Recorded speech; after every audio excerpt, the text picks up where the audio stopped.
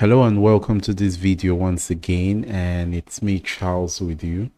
And in this video we're continuing from where we stopped. We've had previous series where we are looking at the building of an estate development project in Microsoft Excel.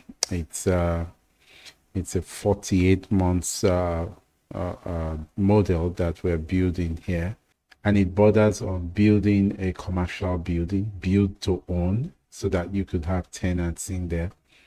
And we're trying to evaluate it for its profitability. So we've been building it all this while, and that's the working. So if you're meeting this video for the first time, you want to check on the playlist, and that would give you previous videos and show you how we came from all of this and down to where we are here. So in this video, we're actually going to be looking at everything about CapEx. So we'll be building the depreciation schedule, and we would proceed from just there. We'll build the depreciation schedule in this video. So without wasting time, let's just go straight and start building. So we're going to get these section separators. So I'm going to just come here. I'm copying it. I'm going to insert it here. But this time around, I'm going to just write CapEx and depreciation. CapEx and depreciation. Okay, so now we have that in there. So we're going to take each of these ones. We're going to take each of them. So what's happening here is that we're told that these are everything that constitutes the capital expenditure, and that all of the funds was used in getting the capital expenditure to place. So it's expected that all of this has got everything that had to do with acquiring. That's the assumption: acquiring the land, buildings, fixtures, everything about it comes to all of this. And then you see that total of 3 million that we had up there. Okay, so we're being told that the assumption is that this is about the percentage it took from the total, and then this is what is derived. So if we look at this, the percentage over this gives us what these values are. So these are the values at start, and we need to depreciate them. So we're going to build a depreciation schedule, and interestingly, you're going to find that I'm going to teach you a depreciation schedule that is short.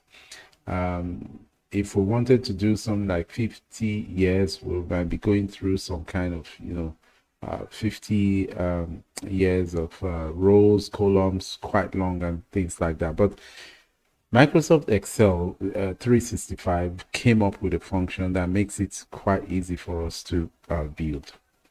So let's work on the first one. Let's work on that, which is land. And we're told that the capex cost, that capex cost is in dollars. So I'm just going to have this one in here as a unit, updating it.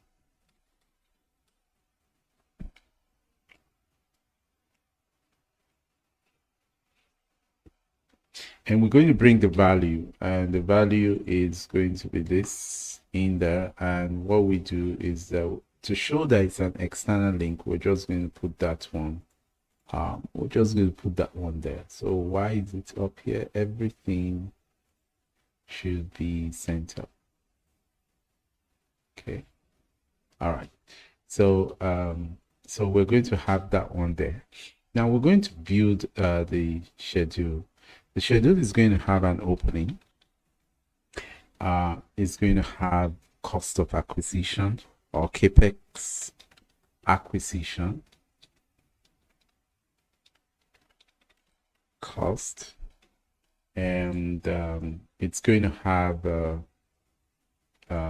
depreciation, and it's going to have depreciation that should be capital letter, and then it's going to have a closing balance.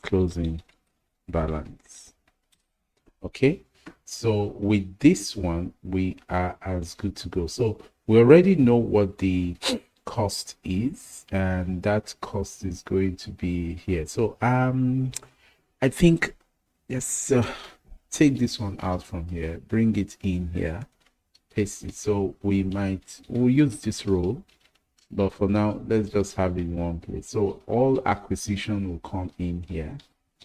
The opening balance for the first period is going to come as the closing balance of the previous period, and we're going to take that one through. So we just need to calculate what depreciation is, and we'll start depreciating at whatever period we should depreciate. So the closing balance is always going to be a sum of the opening, the capex acquisition, and depreciation. So that's going to give us a balance at the end of the day. So let's just hit on this Y. So we're taking this format and using it here, and we'll bring this one and use it here. So like this. So I'm going to just take this to the end. So this is what happens, assuming we were not depreciating anything. So the value just continues like this and down to the end. But if we depreciate by reducing it, it's going to, give us something. So normally we are told that the useful life of this is 5 or 50. Yeah, 50 here. And I'm going to use this still on it. It's an external reference. So it's 50. We're going to use general. So it's going to it's 50. So what that simply means is that here I am going to just take this divided by this 50, lock it up there, lock it to the column. So I'm locking it to the column, and also taking this and locking it to the column because I want it to just be looking at that value, hit it this way. And because it's an expense, I can just put this, like this and straight down, and you can see that it is depreciating. It's coming from what it was from 600,000, and it has dropped to about 12,000. So remember that the periods here are just 48 periods. So if it had extended to 60 months, definitely you would see where it stops at the 50th month. Okay, so and one thing is this 50, what are we doing? So something is wrong here. I need to delete. This shouldn't be here. I'll tell you why. So this is an input. That's an input cell. So this should start from here. You get it? That should start from here, and nothing should be here. Yeah. So that's what it's supposed to be. Yeah. I just deduced that because this is supposed to be inputs. You get it? And the unit is what I ought to bring in here. So the unit here is actually years. Let's put it there. So this is the so that is stating that it has a lifespan of 50 years. So if it has a lifespan of 50 years, what that simply means is that, because these are just monthly things, we're going to just take it and we're dividing it by 50 years multiplied by 12. So there are 12 months, and we're looking for what will be the depreciation for each month, and it will come something like this. Okay, it's going to come something like this. So let's test it out to see one thing, and that will show what I want us to correct. Now let's assume that it is 2 years. Let's assume that it's just for 2 years. And you come in here, and 2 years, normally 2 years is going to be 24 months. And I'm going to, how do I make you see 24 months now? Anyway, you're going to notice, you're going to see that all through the period down to this end, all through the period down to this end, you would see that I'm depreciating. And how many months do we have here? We have 48 months. Normally, at the 24th month, if it is 2 years, depreciation should stop. There will be no need to carry out depreciation. But what you see here, it is continuing, and you can see these negative numbers coming in to make it actually abnormal. You see, exactly. So this is where it ends. This is where it ends, but it just continues, and it continues going like this. So there are many ways in which you can, take care of this. There are many ways. One of the ways is using that our minimum thing. So minimum is very powerful in minimum, maximum. These are very powerful results or things that you can use in your modeling. So I'm going to just say the minimum of whatever this gives me, and the opening balance. You get it? And the opening balance. So we can't do it for this particular one, and that's where the problem is. We can't do it for this particular one. We ought to have started it from somewhere here. So if you're saying the minimum of this and the opening balance, you get it, close it, you would see that it gives us this and something like this. So you can see that at the 20th month, when it closes, it has nothing, and it's going to give us nothing. Now, this is not the best practice in terms of modeling, because you can see that here I have a different formula compared to what is here. So anybody following the standards of modeling might want to just come here and just, stretch this one, and then the problem comes up again. The standard is that whatever formula you have here should flow from here down to the end. So for that reason, while this might be a quick fix, we will do something else that will give us exactly what we want. All right, so what I'm going to do, I'm going to have some other things brought in here. So we're going to have this useful life, which is 2 years, and we're going to have the number of months. Okay, so I'm going to have useful life, this time months, because I'm working with months here. Months. Come on.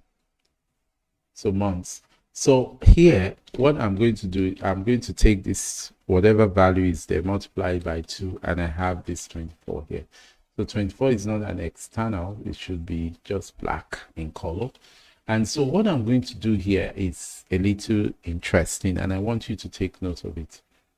Now, I am going to use my minimum function to get the minimum between this 24, and I'm going to lock it to the column because I'm going to be copying to my right hand side. So there's a $sign behind F, which is the column identity. So the minimum of that, I'm going to take compare it with the period index that we have here, and I'm going to just hit my enter button and go with this all down. Now the interesting thing here is that, you see, when I say the minimum between 24 and 1, it brings 1, 2, 3, 4, 5, 6, 7. But you're going to notice that when it gets to 24, it sticks to 24. It no longer goes beyond 24. It sticks to 24 and all of that all through. Now, this an interesting thing about calculating depreciation, because it's going to save you, because you may have been used to depreciation being calculated using several rows. But here, we're not going to use that much rows. We're just going to use a few rows to do what you would have done with several rows. So we need to build it there because we don't know who will be using this spreadsheet, this model.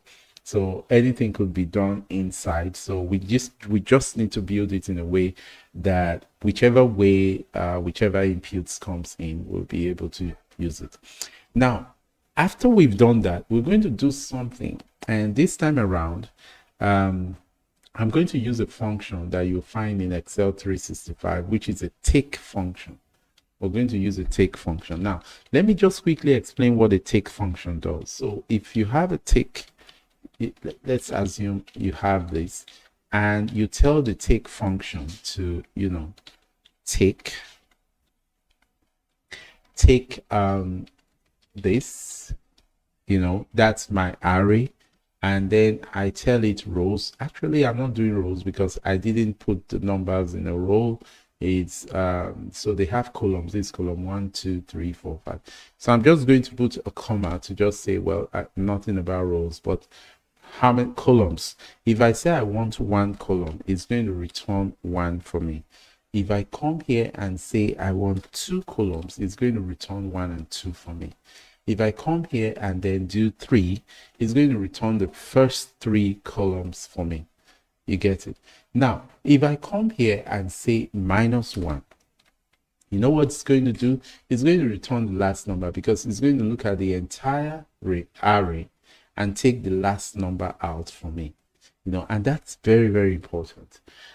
Before 365, we used to use the offset function, and the offset function can be very, very difficult for new learners to comprehend or use. But the take function has just come to do things or make things really, really easy for us. So if I -2, it's going to bring the last number, and the number after the last number, it brings it. So we're going to use this. We're going to use this logic to calculate depreciation. Yeah, how? We're going to come here and say take. And we're going to say, take this capex that you have here. Take that capex that you have there. And we're going to make it an array. So it is like that same cell to that same cell. If you remember when we do cumulative sum using the sum function, we're doing something very, very similar here. So we're just doing this. So let me just show you what I did again. So what I have done is I've referenced where I had this, and I have pressed my shift button and my colon button because I just want that, and it's going to put in a colon and repeat that reference. It knows that I want to do something like an array, and so it repeats it, and I'm going to have this one here, and I'm going to tell it that, well, I'm not working on rows, I'm working on columns. So I'm going to just omit the column, and then I'm going to come to this one. So for my columns, I'm going to say 1. So you might be getting to what I'm trying to do. When I say 1, I want 1, give me 1 number out of the array, give me 2 numbers out of the array, give me 3 numbers out of the array, and it just continues like that. So this time around, I want it to be looking back. So I'm going to just put a minus sign there, and I'm going to close the bracket. I'm going to do one more thing because I want this array to be expanding. It should always start from the beginning. So I'm going to lock my reference here. I'm going to lock it here, and I'm going to just hit my enter button so that you see what it does. So in this first instance, it had only 600,000 inside it, and it's picked just 600,000 inside it. If I should move it a little this way, it's going to do the same thing. Now, where am I getting at? I'm going to be dividing these values by by 24 months in order to get what it is for 1 month going forward. You get it? That's what I want to do. And this formula that we have written is going to help us stop after 24 months. That's the interesting thing about it. So I'm going to continue in here, but what I'm going to do now, because this are, by the time we drag it forward, you're going to see something. Let me just do that. By the time we drag it forward, you're going to get a spill error, because for each of these cells, an array is being considered. You can see it, an array is being considered, and an array cannot be returned inside one cell. It's not possible for it to do that. So what I'm going to do is that I'm going to just come to this formula I've written and wrap it with a sum. So I'm going to wrap it with a sum function, and that's going to solve everything that all the fears that we have. It's going to sum them up. So see what is happening. So this is what is happening. And see the interesting thing. You can see that at the 24th month, it stops. It's not going to continue. You're not going to see anything here. It's going to stop there. Just imagine, let me do this again, and let's take this to 1 year. And when you do it for that 1 year, after 12 months, you see, it stops. It doesn't go on again. So it simply means that if I divide this by 24, I will be getting the value for every month. If I divide it by 12, I will be getting the value for every month. So this is the entire value. If we were to depreciate it in 1 year, this is where it will end, and then we just need to divide it. So we're coming back to this function or formula that we have here, and we're going to just divide it by this, whatever is here, number of months, and we're going to lock it to the column. We don't want it to shift because we'll be copying it down to our right hand side. So we're going to put a $ behind the the column reference there. So this is what we have, and finally we need to put a minus sign there, so that, because that's depreciation, and then we just run this all through. So can you see, with 1 year it stops exactly here and does not continue, you see. And so with 2 years, it's going to stop at the 24th month. Like you can see here, it's going to stop at the 24th month and nothing continues again. So you don't need all those many rows to calculate depreciation again, no matter the number of years it is. Using this method, you'll be able to, calculate depreciation.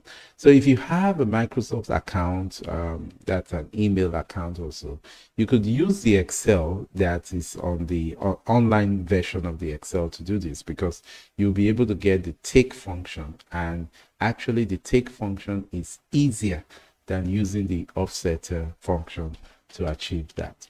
Okay, so if I remember, I'll be leaving on the description below videos I've made for offset function and using the take function that talks about depreciation. So you could also want to compare it and see which one you would want to use, but you're going to get the results that way. So right now, we're just going to move back to what we had here. We had 50. It was going to be for 50 years. And then you can see that it has changed, and it is giving us exactly what we want. Okay. So what would this do for us? So if this depreciation goes into our income statement, and then these balances, if we were to do a balance sheet, will go into our balance sheet. You see, our balance sheet will have this. So that way we've got two things: what goes into the income statement, which is this, and what goes into the balance sheet, which is this. Now, since we have done this, it makes it very easy for us to do all others. It makes it very easy for us to do all others. Let's look at it here. Minimum of this, and what is the top. So I'm going to log the row here so that we can copy it. I'm going to log this row, and for this one we'll just update it.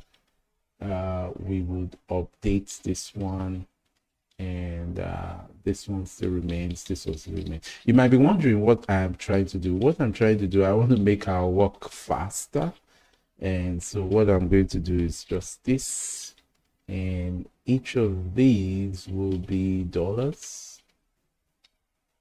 Copy this. Let's use this here. Opening is $1. Okay, so here we're going to just now that we've done all of that, we're going to just come here and copy all of this. And that's the beauty of financial modeling. We should be able to use these building blocks to create something else. So we're going to use this for what? For the building. So building, building. So building. So we're going to reference the number of years for building. It's also 50. And we're going to reference the useful, so the useful life is going to be 600, and then we're going to reference the just somewhere in here we're going to reference the cost. So the cost is 1.5. It's going to be like this, and so you would see that we've gotten all of these ones here, you know. It should be like this, and copy that and just bring it here. Okay, all right, so we've gotten for that, and then we'll just copy this again. I think we have how many more? 1, 2, 3. Okay, so we're just going to just replicate them, and then we'll be done with depreciation. So I'm going to just paste this here and get another one here and get another one somewhere here. So we're just going to update them. Where is it? We have fixtures and fittings to be here. Just paste that there. Fixtures and fittings. What's the number of years? It's going to be 5 years. What's the, so we're going to come here, fixtures and fittings. What's the cost here? And it's going to just calculate that one for us, nothing more. So we're going to come to this other one.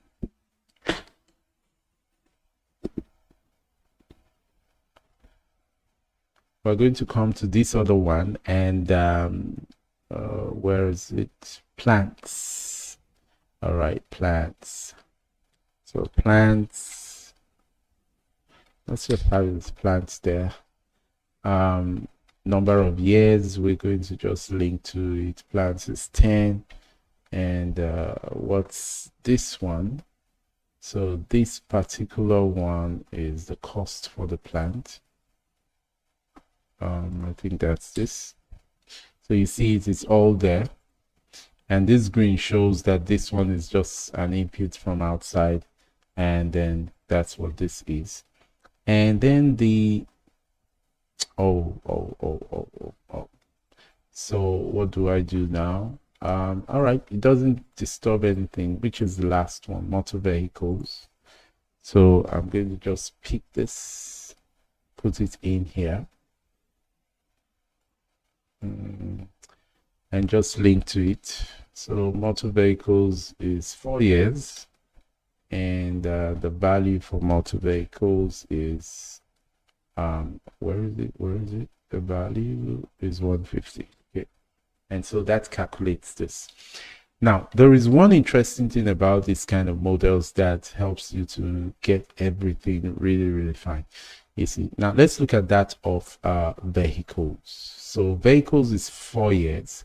Let's reduce let's make vehicles 2 years, so that I can show you something that's happened. So vehicles is 2 years, 24 months, we should be through with it. 24 months, we should be through with it, correct? So in 24 months, we'll be through with it.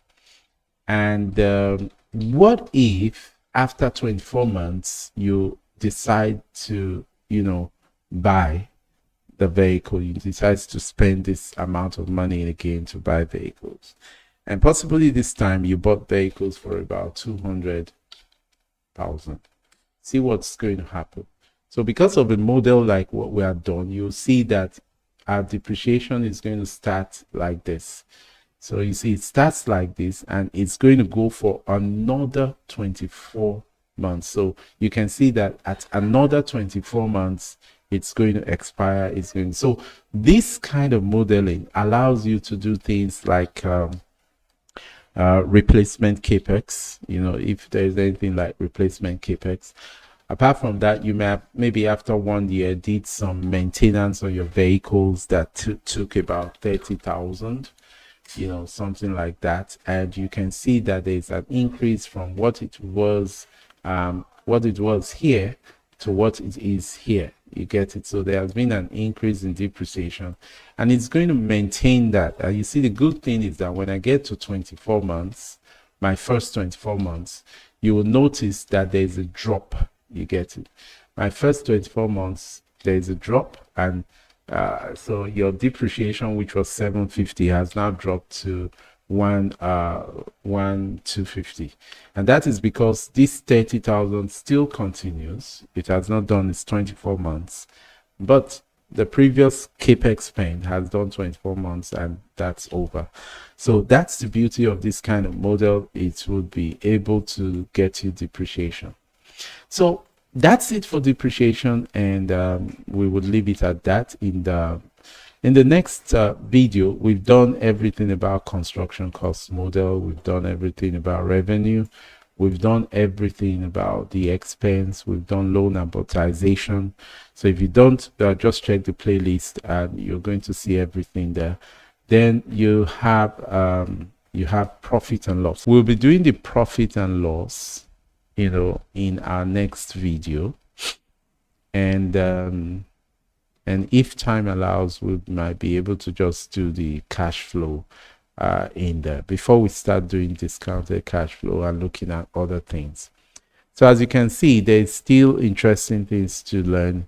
The scenario what if analysis is a very interesting one, and so I advise you to stick around and then subscribe if you have not. Hit the bell icon so that you will be notified when the next video comes in.